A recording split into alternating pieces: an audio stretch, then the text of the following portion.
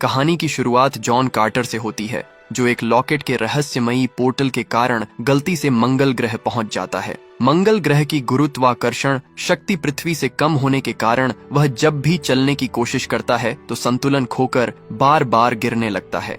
धीरे धीरे उसे एहसास होता है कि यहाँ की ग्रेविटी अलग है और उसकी हल्की सी छलांग भी उसे बहुत ऊंचा और दूर तक ले जा सकती है। इसी बीच वह अपना लॉकेट वहीं पीछे छोड़कर आगे बढ़ जाता है। तभी उसे कुछ टूटने की आहट सुनाई देती है। वह जब आवाज की ओर जाता है तो देखता है कि वहां मौजूद विशाल अंडों से अजीबोगरीब जीव थार्क बच्चे बाहर निकल रहे हैं। इसी दौरान एक वयस्क थार्क को जॉन का गिरा हुआ लॉकेट मिलता है। थार्क को अपनी की ओर बढ़ता देख जॉन घबराकर भागने की कोशिश करता है। तभी वहां 4 हाथों वाले हरे जीवों थार्क्स का एक दल आ जाता है। उनका नेता टार्स टारकास अपने सैनिकों को जॉन पर हमला करने से रोकता है और उसे घेरने का आदेश देता है। टार्स टारकास अपनी भाषा में बात करते हुए और अपना हथियार नीचे रखकर जॉन को शांत करने का प्रयास करता है, क्योंकि वह जॉन की लंबी छलांग लगाने की क्षमता से काफी प्रभावित होता है। हालांकि जॉन डर के कारण उनके हथियार की ओर छलांग लगाकर हमला करने की कोशिश करता है, लेकिन तभी एक दूसरा थार्क उस पर प्रहार कर देता है, जिससे वह निढाल हो जाता है। बहुत समय पहले जब पृथ्वी पर जॉन कार्टर की रहस्यमयी परिस्थितियों में मृत्यु हो जाती है और उसके भतीजे एडगर को अंतिम संस्कार के लिए बुलाया जाता है। कार्टर का सेवक एडगर को बताता है कि उसके चाचा दुनिया भर में कुछ खोज रहे थे और उन्होंने वसीयत में निर्देश दिया था कि उनके शरीर को एक ऐसे मकबरे में रखा जाए जिसे केवल अंदर से ही खोला जा सके और उनका अंतिम संस्कार न किया जाए। एडगर को एक डायरी दी जाती है, जिसे पढ़कर उसे पता चलता है कि जॉन कार्टर वास्तव में एरिजोना में सेना के कप्तान पॉवेल की कैद में था। कप्तान उसे फिर से सेना में भर्ती करना चाहता था, लेकिन कार्टर केवल अपनी सोने की गुफा खोजने में दिलचस्पी रखता था। एक रात कार्टर वहां से भाग निकलता है, लेकिन कप्तान पॉवेल और उसके सैनिक उसका पीछा करते हैं। भागते समय उनका सामना अपाचे कबीले के योद्धाओं से हो जाता है, जिससे उनके बीच गोलीबारी शुरू हो जाती है। कैप्टन पॉवेल का पीछा करते हुए जब अपाचे योद्धा उन पर हमला कर देते हैं तो पॉवेल घायल हो जाता है। जॉन कार्टर उसे बचाकर एक रहस्यमयी गुफा में शरण लेता है, जहां गुफा के मुहाने पर बने अजीब निशानों को देखकर अपाचे योद्धा डर के मारे भाग जाते हैं। गुफा के भीतर कार्टर को सोने की खदान मिलती है, लेकिन तभी वहां अचानक एक रहस्यमयी नीली रोशनी के साथ थर्न प्रकट होता है। वह थर्न जॉन पर हमला करने की कोशिश करता है, पर जॉन फुर्ती से उसे गोली मार देता है। मरते हुए उस जादुई आदमी के हाथ में एक चमकता हुआ लॉकेट होता है, जिसे पकड़ते ही जॉन अनजाने में उसके मंत्र को दोहरा देता है और तुरंत मंगल ग्रह पर पहुंच जाता है। वहीं दूसरी ओर हीलियम राज्य की राजकुमारी देजा थॉरिस एक 9वीं किरण पर आधारित शक्तिशाली यंत्र बना रही होती है। तभी उसके पिता राजा टार्डोस मोर्स वहां पहुंचते हैं। राजा बताते हैं कि जोड़ांगा का क्रूर शासक सब थान एक विनाशकारी शक्ति की मदद से सभी राज्यों को जीत रहा है और अब हीलियम खतरे में है। राजकुमारी अपने यंत्र की परमाणु शक्ति से उसे रोकने का प्रस्ताव देती है, लेकिन तभी थर्न कबीले का एक गुप्तचर जो एक सैनिक के भेष में होता है, अपनी जादुई शक्ति से उस यंत्र को नष्ट कर देता है, जिससे राजा निराश होकर सबको वहां से निकलने का आदेश देते हैं। हीलियम के राजा टार्डोस मोर्स अपनी बेटी राजकुमारी देजा थॉरिस को बताते हैं कि जोड़ांगा के शासक सब थान ने युद्ध रोकने के लिए एक शर्त रखी है। वह हीलियम को नष्ट नहीं करेगा यदि राजकुमारी उससे विवाह कर ले। देजा इस शादी के सख्त खिलाफ होती है, लेकिन राजा अपने राज्य की प्रजा को विनाश से बचाने के लिए उसे राजी कर लेते हैं और विवाह की तैयारियां शुरू करने का आदेश देते हैं। दूसरी तरफ थार्क कबीले में जॉन कार्टर को लाया जाता है, जहां थार्क वासी अपने लिए पालतू जानवर चुन रहे होते हैं। वहां टार्स टारकास की बेटी सोला को जॉन की निगरानी का जिम्मा सौंपा जाता है। जॉन कार्टर मौका मिलते ही अपने लॉकेट को वापस पाने के लिए टार्स टारकास पर हमला कर देता है, लेकिन थार्क गार्ड्स उसे काबू कर लेते हैं। टार्स टारकास उसकी छलांग लगाने की अद्भुत क्षमता को देखकर प्रभावित होता है और उसे सबके सामने कूदने का आदेश देता है, पर जॉन इनकार कर देता है। इसके बाद उसे एक जेल में कैद कर रखा होता है और सोला वहां बच्चों की सफाई करता है। सोला जॉन कार्टर को एक विशेष औषधीय तरल पिलाती है, जिससे वह धीरे धीरे मंगल की भाषा समझने और बोलने के काबिल हो जाता है। अगली सुबह जब जॉन की आंख खुलती है तो वह खुद को जंजीरों से बंधा हुआ पाता है। तभी उसके सामने वूला नाम का एक वफादार लेकिन डरावना दिखने वाला जीव बैरसूमियन डॉग आता है। जॉन डरकर अपनी ताकत से जंजीरें तोड़ देता है और वहां से भागने की कोशिश करता है, लेकिन वूला की रफ्तार इतनी तेज होती है कि वह हर बार जॉन के आगे पहुंच जाता है। भागते हुए जॉन उस जगह पहुंचता है जहां थार्क कबीला इकट्ठा होता है। वहां वूला को देखते ही थार्क उसे मारने लगते हैं। जॉन उस बेकसूर जीव को बचाने के लिए बीच में कूद पड़ता है और अनजाने में अपनी ताकत से एक थार्क को जोरदार टक्कर मारता है, जिससे सबको उसकी असली शक्ति का एहसास होता है। इसी समय जॉन को महसूस होता है कि सोला द्वारा पिलाई गई दवा के कारण अब वह उनकी भाषा पूरी तरह समझ पा रहा है। टार्स टारकास इस हंगामे के लिए सोला को जिम्मेदार ठहराते हैं और उसे सजा देने की चेतावनी देते हैं, जिसे देख जॉन दंग रह जाता है। फिर टार्स टारकास जॉन को कूद कर दिखाने को कहता है। तभी आसमान में हीलियम और जोड़ांगा के जहाजों के बीच युद्ध शुरू हो जाता है, जिसे देख सभी थार्क छुपने लगते हैं। वहीं राजकुमारी देजा थॉरिस, जो विवाह से बचने के लिए भाग रही होती है, उसका जहाज सबथान की सेना के निशाने पर आ जाता है। ये देखकर टार्स टारकास बताते हैं कि लाल झंडे वाले जोड़ांगा और नीले झंडे वाले हीलियम आपस में दुश्मन हैं और थार्क चाहते हैं कि ये दोनों आपस में लड़कर खत्म हो जाएं, ताकि पूरे ग्रह पर थार्क्स का राज हो सके। आसमान में छिड़े युद्ध के दौरान सब थान की सेना हीलियम के जहाज पर हमला कर राजकुमारी देजा थॉरिस को खोजने लगती है। राजकुमारी खुद को बचाने के लिए जहाज से भागने की कोशिश करती है, लेकिन वह गिरने लगती है, जिसे दूरबीन से देख रहे जॉन कार्टर को एहसास होता है कि वह उसकी तरह ही एक इंसान है। जॉन अपनी अद्भुत छलांग लगाने की शक्ति का इस्तेमाल कर हवा में ही राजकुमारी को बचा लेता है। इसके बाद जॉन और देजा मिलकर जोड़ांगा के सैनिकों से बहादुरी से लड़ते हैं। जॉन कार्टर सीधे जोड़ांगा के मुख्य जहाज पर हमला कर देता है और अपनी ताकत से उनके जहाजों को आपस में टकरा कर गिराने लगता है, जिसे देखकर रहस्यमयी माताई शांग उसे जिंदा पकड़ने का आदेश देता है। सब थान और जॉन के बीच भीषण लड़ाई होती है, लेकिन सब थान जॉन को अपने पैरों पर ल देता है। तभी टार्स टारकास के नेतृत्व में थार्क सेना वहां धावा बोल देती है। मौके का फायदा उठाकर जॉन वहां से कूद जाता है और जोड़ांगा की सेना को पीछे हटना पड़ता है। टार्स टारकास जॉन की बहादुरी और युद्ध कौशल से बेहद खुश होता है और वहां चाहता है कि जॉन उनके लिए लड़े। हालांकि जॉन किसी भी युद्ध का हिस्सा बनने से मना कर देता है, लेकिन जब टार्स टारकास राजकुमारी को मारने की धमकी देता है तो जॉन उसे बचाने के लिए उनकी शर्त मान लेता है। अंत में थार्क कबीला गिरे हुए जहाजों से कीमती सामान लूटने लगता है। राजकुमारी देजा थॉरिस जॉन कार्टर की कूदने की अद्भुत क्षमता को देखकर हैरान रह जाती है और उससे पूछती है कि उसने यह सब कहाँ सीखा। जब जॉन उसे बताता है कि वह पृथ्वी से आया है, तब देजा उसे समझाती है कि वह इस समय मंगल ग्रह पर है, जो विनाश की कगार पर है। जॉन उसे अपने जादुई लॉकेट के बारे में बताता है, जिसके बाद देजा उसे थार्कों के एक पवित्र और प्रतिबंधित मंदिर में ले जाती है, ताकि वे वहां लिखे प्राचीन शिलालेखों को पढ़ सकें।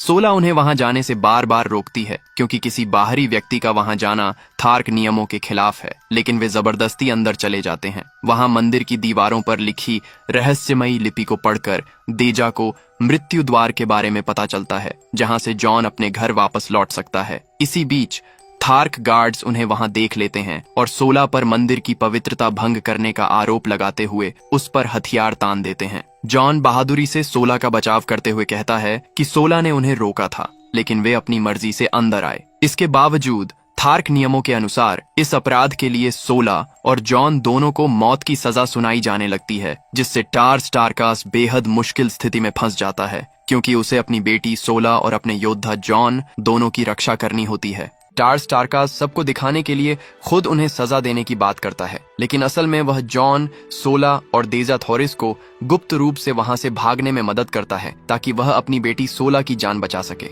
उनके भागने का पता चलते ही थार्क कबीले के अन्य प्रतिद्वंदी टाल हाजूस उनका पीछा करने की योजना बनाते हैं। भागते समय वफादार जीव वूला डॉग भी उनके साथ होता है और वह भूत लंबा सफर तय करते हैं। रास्ते में सोला को संदेह होता है कि राजकुमारी देजा उन्हें गलत दिशा में ले जा रही है, जिस पर जॉन कार्टर उसे धोखेबाज समझकर अकेला छोड़ने लगता है। तब देजा भावुक होकर सच बताती है कि उसके पिता उसकी शादी जबरन सब थान से कराना चाहते हैं और वह केवल अपने राज्य को बचाने और गुलामी से बचने के लिए जॉन की मदद चाहती थी। जॉन को उसकी बात पर यकीन हो जाता है और वह अपने घर लौटने के लिए देजा से उस रहस्यमयी लॉकेट का सूत्र समझने में मदद मांगता है। दूसरी तरफ थर्न नेता माताई शांग को पता चल जाता है कि वे उस पवित्र नदी इस के मुहाने पर पहुंच रहे हैं, जहां 9वीं किरण और पृथ्वी पर लौटने का रहस्य छिपा है। माताई अपनी मायावी शक्तियों से उनसे पहले ही वहां पहुंच जाता है। अंततः जॉन, देजा और सोला उस नदी के पास पहुंचते हैं और वूला को वहीं रुकने बोलकर आगे बढ़ते हैं। जब जॉन कार्टर और राजकुमारी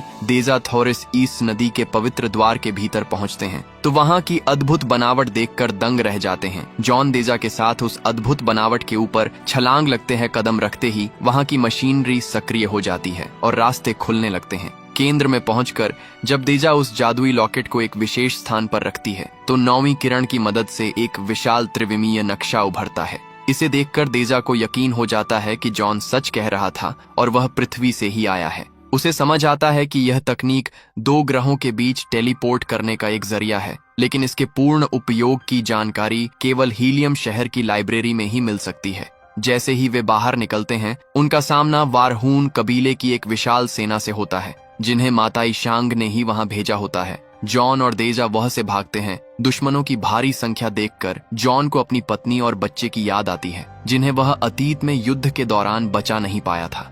उस पुराने दुख को अपनी शक्ति बनाकर जॉन 16 और देजा को सुरक्षित भागने के लिए कहता है और खुद वफादार जीव वूला के साथ हजारों दुश्मनों से लड़ने के लिए रुक जाता है। वह उस सबसे अकेले भिड़ जाता है। अपनी पूरी ताकत और छलांगों का इस्तेमाल करते हुए जॉन एक एक करके वारहून योद्धाओं को धूल चटाने लगता है, मानो वह अपने परिवार को खोने का बदला ले रहा हो। वूला भी जॉन के साथ लड़ने लगता है। तभी वहां सब थान और हीलियम के राजा के जहाज पहुंचकर दुश्मनों को खदेड़ देते हैं। राजकुमारी देजा थॉरिस अपने पिता से मिलकर बताती है कि जॉन ने उसकी जान बचाई है। सब थान, जो राजा के साथ विवाह का समझौता करने आया होता है, देजा का भरोसा जीतने के लिए अपनी तलवार उसके चरणों में रख देता है।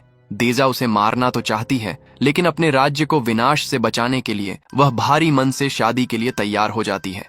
युद्ध के बाद घायल जॉन को जब होश आता है तो वह खुद को जोड़ांगा शहर में पाता है। वहां हीलियम का वफादार सैनिक केंटोस कान गुप्त रूप से जॉन की मदद करता है और उसे रानी के आदेशानुसार महल की छत पर ले जाता है। जॉन अपनी अद्भुत छलांग लगाकर सीधे राजकुमारी के कक्ष में पहुंचता है, जहां वह विवाह के लिए तैयार हो रही होती है। देजा सबको बाहर भेजकर जॉन से पूछती है कि क्या वह हीलियम की रक्षा के लिए बैरसूम पर रुक सकता है, लेकिन जॉन खामोश रहता है। अंततः देजा उसे वापस पृथ्वी भेजने का रहस्य 3 जादुई शब्द बता देती है। जैसे ही जॉन लॉकेट पकड़कर पहले 2 शब्द बोलता है, तभी वहां सब थान आ पहुंचता है। हालांकि अगले ही पल जॉन वहां से गायब होता है। राजकुरी को लगता है कि जॉन पृथ्वी चला गया, लेकिन वह असल में अपनी दुनिया वापस नहीं जाता, बल्कि वह राजकुमारी के कक्ष में ही छिपा रहता है। जैसे ही वह बाहर आता है, थर्न नेता माताई शांग अपनी रहस्यमयी शक्ति से उसे बेबस कर देता है। माताई उसे बताता है कि वह जानता है कि जॉन पृथ्वी से आया है और यहाँ के कम गुरुत्वाकर्षण के कारण वह इतना शक्तिशाली हो गया है। माताई अपने जरूरत के अनुसार किसी का भी रूप धारण कर सकता है और यह भी खुलासा करता है कि थरन्स असल में ग्रहों के बीच संतुलन बनाए रखने के नाम पर सभ्यताओं को नष्ट करते हैं और अब उनका अगला लक्ष्य पृथ्वी है। वह बताता है कि राजकुमारी देजा थॉरिस 9वीं किरण के रहस्य को जान चुकी है, इसलिए शादी की रात ही उसकी हत्या कर दी जाएगी ताकि उनका नियंत्रण बना रहे। तभी वफादार जीव वूला डॉग वहां पहुंचकर जॉन के जादुई बंधन को काट देता है, जिससे जॉन अपना लॉकेट वापस लेकर वहां से भागने में सफल होता है। सैनिकों को चकमा देते हुए और उनके विशाल शहर के रुकावटों से बचते हुए वह से बाहर निकलता है और सीधे उस रेगिस्तानी इलाके में पहुंचता है जहां 16 उसका इंतजार कर रही होती है। राजकुमारी को मौत के मुंह से बचाने और जोड़ांगा की सेना का मुकाबला करने के लिए जॉन कार्टर एक बार फिर थार्क कबीले की मदद लेने का फैसला करता है। जब जॉन कार्टर मदद मांगने थार्क कबीले पहुंचता है तो उसे पता चलता है कि तख्ता पलट हो चुका है और अब क्रूर टाल हाजूस वहां का नया राजा है। टाल हाजूस जॉन और पूर्व राजा टार्स टारकास को बंदी बनाकर रखता है और अगली सुबह सजा के तौर पर मौत के अखाड़े में उतार देता है। वहां पहले तो एक विशाल गोरिल्ला को छोड़ा जाता है, लेकिन वह उनका कुछ नहीं बिगड़ पाता, तो दूसरे गोरिल्ले को भी छोड़ा जाता है। जॉन के हाथ जंजीरों से बंधे होते हैं, फिर भी वह अपनी फुर्ती और छलांगों से गोरिल्लाओं को छकाता है। जब एक गोरिल्ला टार्स टारकास को मरने वाला होता है तो बीच बचाव के लिए 16 भी मैदान में कूद जाती है और गोरिल्ला उन पर हमला करने वाला होता है। तभी जॉन अपनी पूरी ताकत लगाकर जंजीरें तोड़ देता है और एक गोरिल्ला को मार देता है। वह अपनी वीरता का परिचय देते हुए एक के बाद दूसरे विशाल गोरिल्लाओं का वध कर देता है, जिसे देख सभी थार्कवासी डोटार सोजात जॉन का थार्क नाम के नारे लगाने लगते हैं। इसके बाद जॉन थार्क परंपरा के अनुसार टाल हाजूस को द्वंद्व युद्ध के लिए चुनौती देता है। सभी थार्क के चिल्लाने पर टाल हाजूस जंग में कूदता है, लेकिन जॉन अपने तलवार के एक ही वार से उसे खत्म कर देता है। नया नेता बनने के बाद जॉन सभी थार्क योद्धाओं को एकजुट करता है और उन्हें समझाता है कि अगर मंगल को बचाना है तो उन्हें हीलियम की रक्षा के लिए जोड़ांगा के खिलाफ लड़ना होगा। सभी थार्क जॉन की बात मान जाते हैं और राजकुमारी देजा को बचाने के लिए जोड़ांगा की ओर बढ़ते हैं। वहीं राजकुमारी देजा थॉरिस और सब थान की शादी की रस्म हीलियम शहर में शुरू होती है। जबकि थार्क सेना गलती से जोड़ांगा पहुंच जाती है। जॉन कार्टर समय रहते स्थिति को भांप लेता है और एक तेज रफ्तार जहाज के जरिए हीलियम की ओर बढ़ता है। ठीक उसी समय जब शादी की रस्म पूरी होने वाली होती है, जॉन आसमान से एक लंबी छलांग लगाकर सीधे मंडप में पहुंचता है और सबको चेतावनी देता है कि जोड़ांगा के लोग हीलियम को नष्ट करने की साजिश रच रहे हैं। इसके तुरंत बाद हीलियम के वफादार सैनिकों और जोड़ांगा की सेना के बीच भीषण युद्ध छिड़ जाता है। सब थान राजकुमारी को बंदी बनाने की कोशिश करता है, लेकिन देजा उसे चकमा देकर खुद को छुड़ा लेती है। इसी बीच थार्क सेना भी जहाजों पर सवार होकर वहां पहुंच जाती है और हीलियम का साथ देने लगती है। जॉन और सब थान के बीच आमने सामने की लड़ाई होती है। जब जॉन सब थान पर भारी पड़ने लगता है, तभी माताई अपनी जादुई शक्तियों का उपयोग कर सब थान को मार देता है ताकि कोई सबूत न बचे। माताई देजा को अपने कब्जे में लेने की कोशिश करता है, लेकिन जॉन उससे लॉकेट छीनकर दूर फेंक देता है। थार्क सेना पर हीलियम के लोग मिलकर दुश्मनों से लड़ते हैं। वहीं माताई अपनी मायावी शक्ति से जॉन का रूप धरकर टार्स टारकास को भ्रमित करने की कोशिश करता है और उसे लॉकेट मांगता है, लेकिन असली जॉन समय पर पहुंचकर उसे पहचान लेता है। अंत में माताई शांग वहां से गायब हो जाता है और जॉन अपनी वीरता से हीलियम को बचा लेता है। युद्ध में जीत के बाद जोड़ांगा की सेना आत्मसमर्पण कर देती है और जॉन कार्टर राजकुमारी देजा थॉरिस से विवाह कर मंगल का राजकुमार बन जाता है। जॉन अब वहीं रहने का फैसला करता है और अपना जादुई लॉकेट फेंक देता है, लेकिन तभी माताई शांग एक सैनिक के रूप में प्रकट होता है और अपनी जादुई शक्तियों से जॉन को वापस पृथ्वी पर भेज देता है।